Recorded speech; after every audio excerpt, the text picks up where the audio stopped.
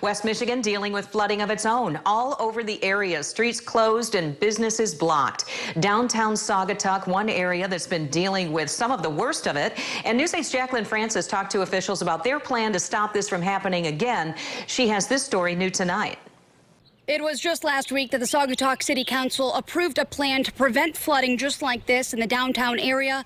The hope being that they'll be able to stop the water before it gets to this point in the future. I can't imagine two worse things to happen to a resort community.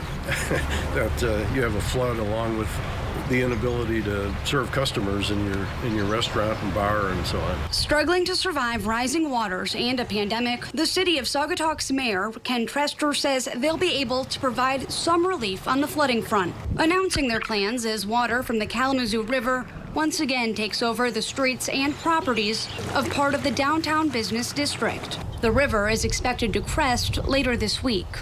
This is as bad as I've seen it. I've been here about 5 years. It's a kind of a recurring thing since last year, and hopefully they can get a handle on it so it doesn't affect businesses. With that goal in mind, Saugatuck City Council recently approved a plan to prevent future flooding, using seals, sandbags, and pumps to stop the overflow of water. They'll also target areas known for letting water in, like this boat launch. We're also going to seal off a boat launch that's down on Water Street, which is really the inlet that lets gallons, hundreds of thousands of gallons of water flood the streets. The project will cost the city about $40,000, a price they're willing to pay to help keep the downtown area dry and businesses afloat during this time of financial uncertainty.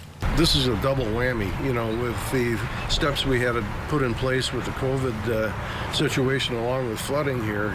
It's been real tough on our business community. The city hopes to have this flooding prevention plan in place within a matter of weeks, but in the meantime, any additional flooding like this could set them back. Reporting in Saugatuck, Jacqueline Francis, News 8.